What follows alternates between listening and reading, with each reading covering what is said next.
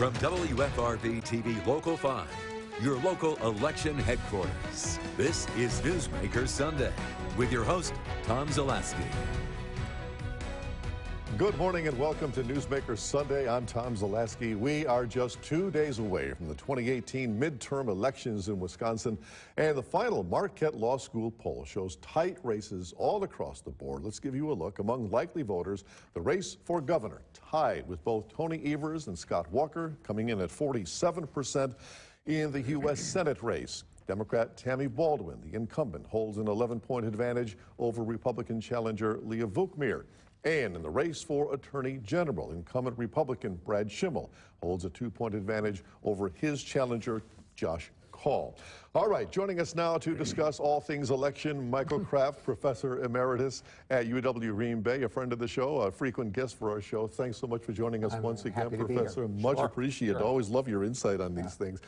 What struck you, if anything, about the poll when it came out? I was surprised to see it was still a dead heat for governors. Really? Other polls that we've had, including some national polls that have come into Wisconsin, showed Evers a couple of points ahead. Of course, we need to remember polls are based on a sample of voters, and depending on the size, it's always plus 2, 3, 4%. So when you say it's 47 to 45, from a statistical point of view, that's the same as a dead heat. As a dead heat, sure.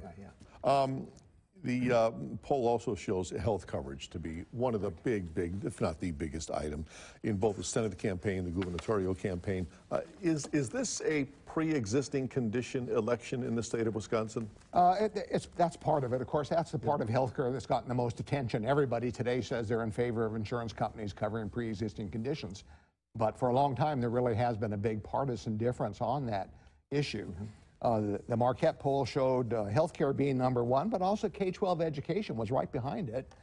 Jobs and the economy behind that, and not surprisingly, condition of the state roads. So those are the big four, and that's a little different from the national picture. But across the country, we've seen that healthcare, and especially the pre-existing condition coverage, has emerged as number one. Not immigration, not international relations, not crime, not so many other issues that might have risen to the top. Healthcare, which is an issue that historically would have benefited Democrats. Yeah. Whether it does so this year remains to be seen. Well, we naturally say me first. What's my issue? And it is health care. Our state is divided.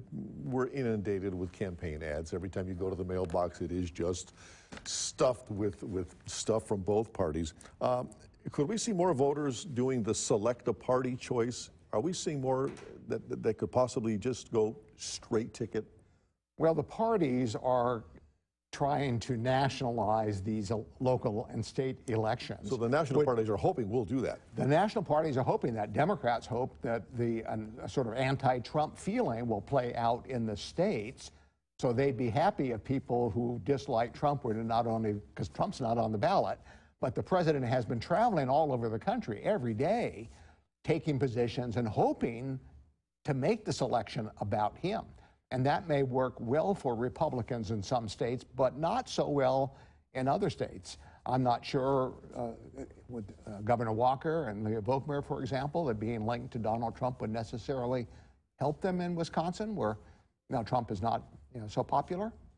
So in some areas that might be an advantage, and others not so much. But across the country, aside from the Wisconsin election next Tuesday, we'll see lots of cases where the president is certainly trying to increase turnout, and that's the key word this year, turnout. Will Republicans be energized enough to turn out to help Republican candidates?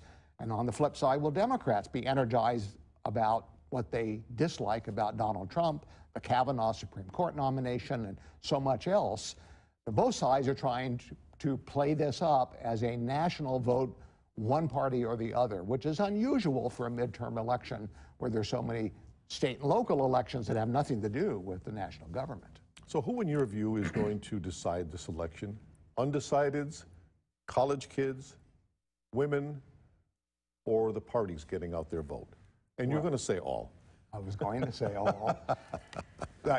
It's a turnout election, and it depends on which group of people, millennial, college-educated students, senior citizens, devoted Republicans, devoted Democrats. The parties are clearly trying to get people to turn out. And why is that? Because midterm elections almost always have a much lower turnout than presidential elections. Nationwide, the turnout is abysmally low at about 33%. And the last midterm we had set the record for the lowest turnout in 60 years. Wisconsin was much higher. If memory serves, about 57%, and this is based on eligible voters. Right. So Wisconsin and Minnesota are among the highest turnout states in the country. Given the visibility of this election with the president campaigning around the country, that should increase turnout. Whether it increases turnout on one side more than the other, we don't know yet.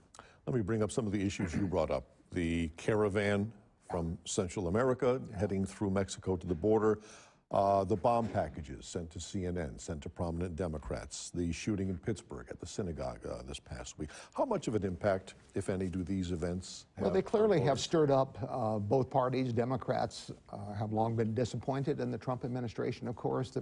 The Democratic candidates would try to associate the bombings and the shootings at the Jewish temple with the language the president uses and the anger he stirs up. The president, in turn, wants to emphasize what he thinks is a winning issue, namely a sentiment against immigration, particularly illegal immigration. So he plays up, as he has for a long time, the wall, the caravan, which is largely a caravan of women and children fleeing violence in their home countries. The president has attempted to turn this into something else because he knows his base in particular, and a good part of the country beyond his base, is not thrilled with high levels of immigration. You know, a few years ago, we talked about a comprehensive immigration reform measure that passed the Senate, but bipartisan support was never brought up in the House. Right. But right now, we tend to polarize the issue. So it's not that Democrats favor illegal immigration or favor, as some accuse them, open borders. I don't know anybody who favors open borders. But they clearly are apart on this issue, and you see it in the way that caravan is characterized. The caravan, by the way, is 1,000 miles from the border. People are walking, of course, so it's not it won't happen by next Tuesday. A couple of months anyway. It's months away, yeah. And so both sides are going to, of course, raise the issues they think will help them the most.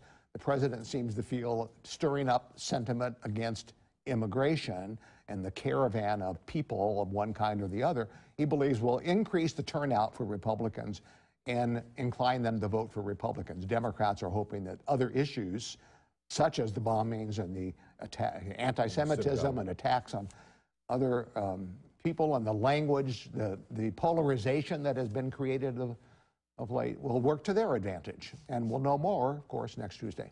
And we continue with much more with Professor Michael Kraft right after this, so please stay with us.